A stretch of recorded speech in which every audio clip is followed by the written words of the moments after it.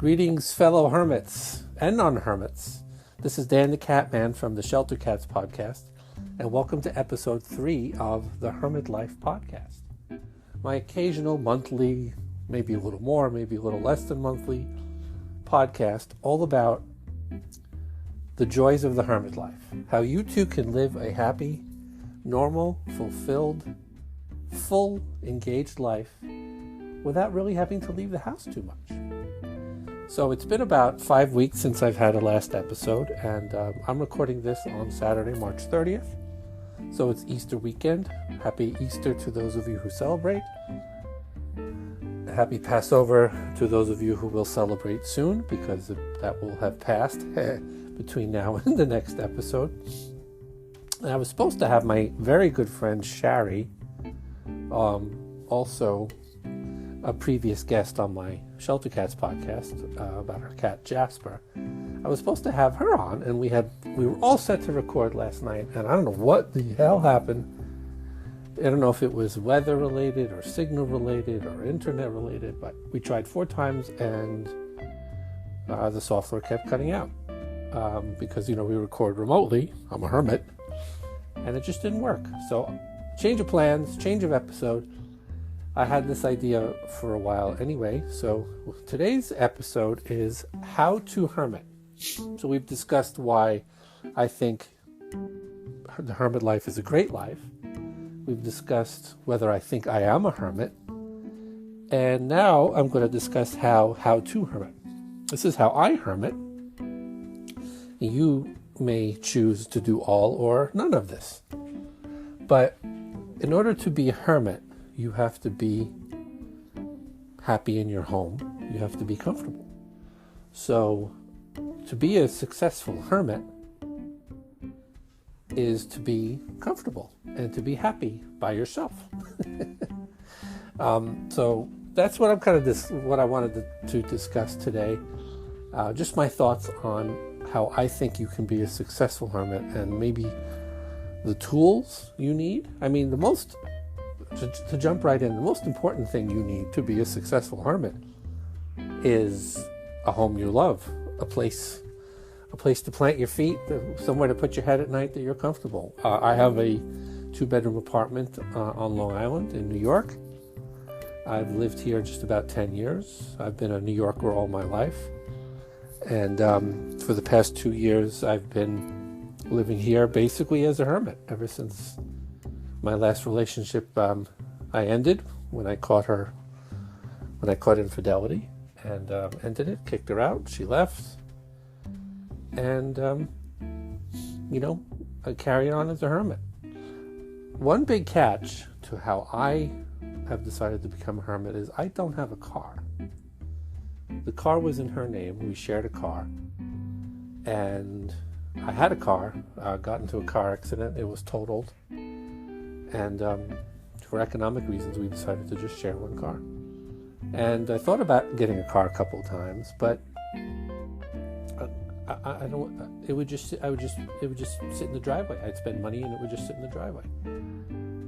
So, because I don't have a car, I have everything delivered. I have all my groceries delivered. Any food for the cats. Any of my basic necessities, I have delivered. I mean, and between all the usual companies, it's very easy to get things delivered, takeout delivered, food delivered. So I get all the supplies I need delivered to my home. And, not having a car kind of forced me to have that kind of lifestyle where I have just everything brought to the house. It's just much easier than taking an Uber. It's also cheaper. Taking an Uber, taking a bus, taking a car service. So that's kind of like the basics is I have a home I'm comfortable with. I have it set up the way I like. I have my smart speakers. I have high-speed internet. All the streaming content I want or feel I need. I watch a lot of YouTube, so I even treat myself to YouTube Premium, which is like $10 a month, $11 a month, so that you don't get the ads all the time. The funny thing is, I watch a lot of car repair and travel YouTube videos.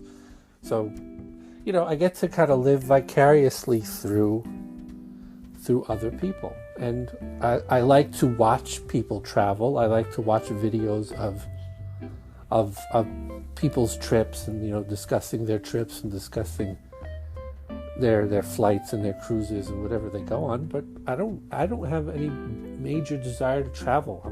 I've never been, even when I wasn't a hermit, I've never been a big travel person. In my dating days, all these profiles you'd come across on the dating apps, all they talk about is, where have I traveled to, where I've traveled to, where am I going, where are we going to go on our first trip together? And those type of profiles always kind of turned me off, because it's just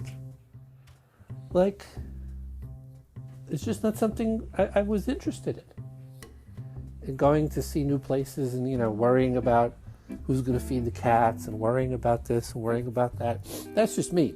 Other people are happy to just, pack a few things in a bag, stick it under their arm, and get on a plane or a train and go. It's just not me. So YouTube makes it possible, because there's endless numbers of channels of people that do travel, one of my favorites is Noel Phillips, where he goes on, airlines and trains and buses that are not well known, and he goes to these exotic places, and it's great to hear his experiences and his stories. And there's plenty of channels like that. One of my dear friends his name is Peter Canego. He has Midship Century, and I help him do his social media, where he has new and vintage cruise reviews from the footage that he's taken over 30, 40 years.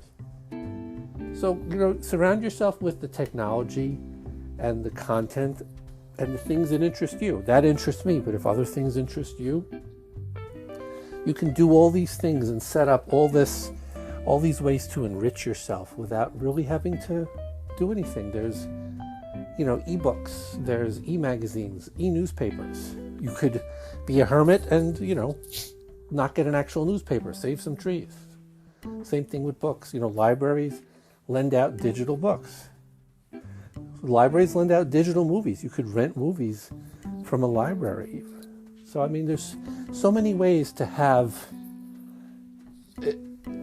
things to watch, have things to read, have ways to engage your mind and stimulate your imagination without really having to go anywhere and do anything. You could watch people go on trips, which is what I do.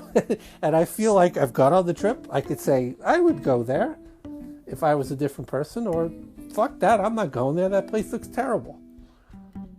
There's one other channel, the Flip Flop Traveler, where he does airline, cruise, and resort reviews, and he's bluntly honest about the things he likes and doesn't like. And, I get to kind of experience that through them. So that's kind of like the most important thing, is just set yourself up to be comfortable. There are some times where I finish cleaning my home, my cats are asleep, and I just get this warm feeling that comes over me that I fall in love with my home. There's some times where I'm like, I hate this place, I want out of here. But 99% of the time, I find there are times I just walk around and I fall in love with my cozy apartment all over again, because it's set up the way I want. The furniture is set up the way I want. My painting, the pictures on the walls, my vintage posters, memorabilia from my family, my grandmother. I have her spice rack in my kitchen, and I have this cheesy little picture that used to be in her kitchen. So it kind of brings back wonderful memories of being in her kitchen. So kind of surround yourself with things that make you happy. You don't need to watch the YouTube channels I watch. You don't even need to watch YouTube. But the things that make you happy. And with technology, it just makes it possible to have all these things without having to go and get them.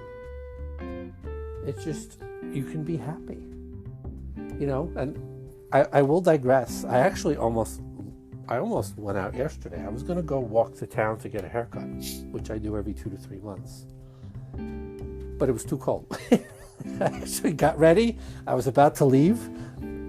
I brought out some garbage before I left. It was very windy. and cold, and I'm like, you know what, fuck this. I may go Monday, I may put it off another month. The thing about being a hermit is, being a hermit, and I work from home.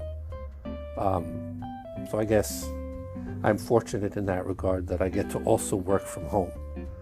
So I work from home, my pay is direct deposited, so it's not like I have to go deposit a check, which you could do using mobile apps these days. But if you're fortunate to also work from home, that also aids in your hermit lifestyle. I haven't left, aside from bringing out the garbage, talking to neighbors, I haven't left the block since January when I got my last haircut.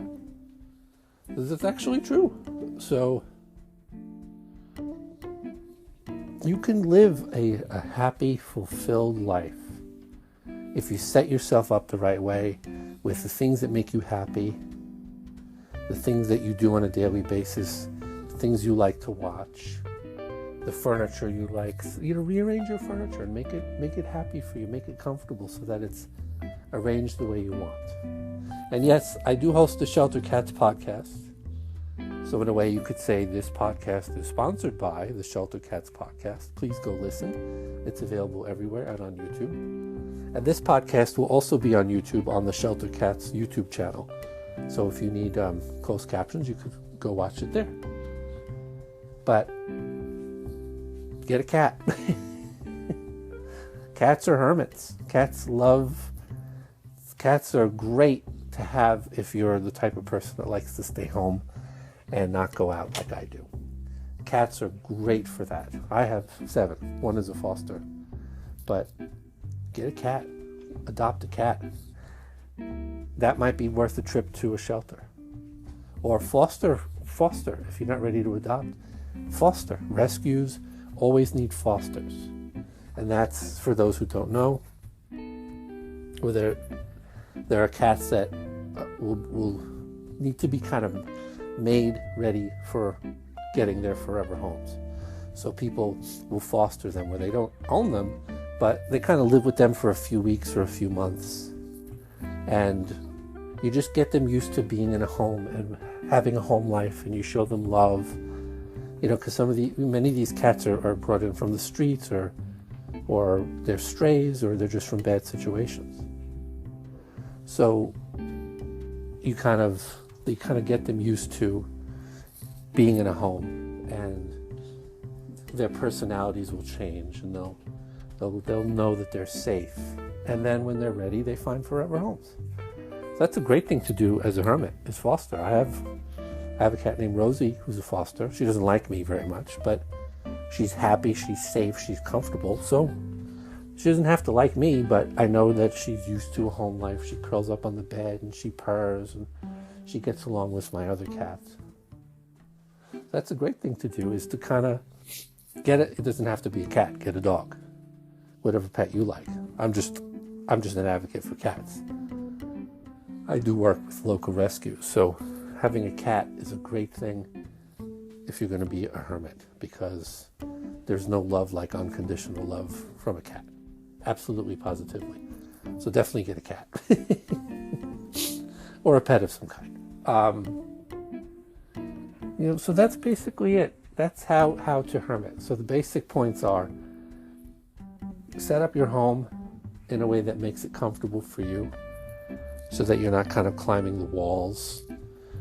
Get the things that make you happy.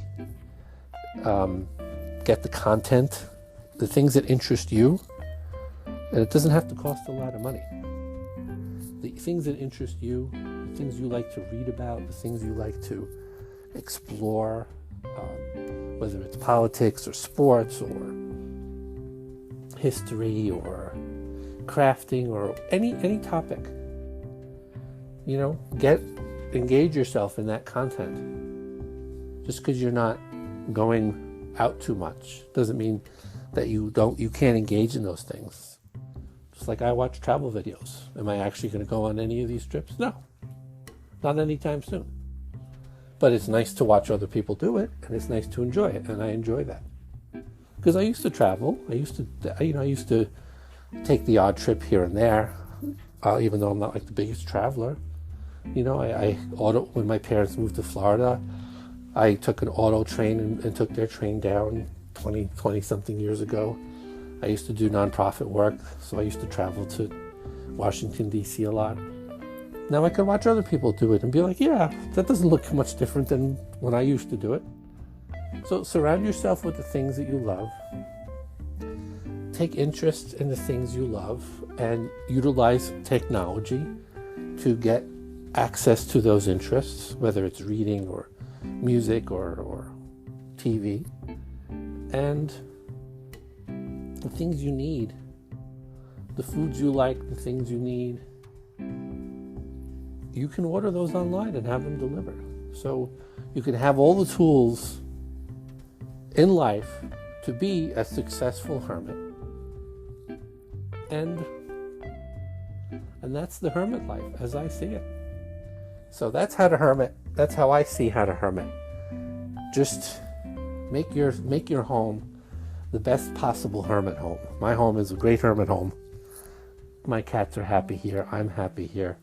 And that's why I have hardly, except I'm going to get a haircut one of these days, I don't have much of an urge to change that. So with that, this is episode 3 of The Hermit Life. Hopefully, episode 4 in a few weeks will feature my friend Shari. And a little preview, Shari and I have known each other for, about 14, 15 years. And we are very good friends. We are very dear friends. She's pinned to the top of my iMessage messages. And if you're pinned, you know you've made it.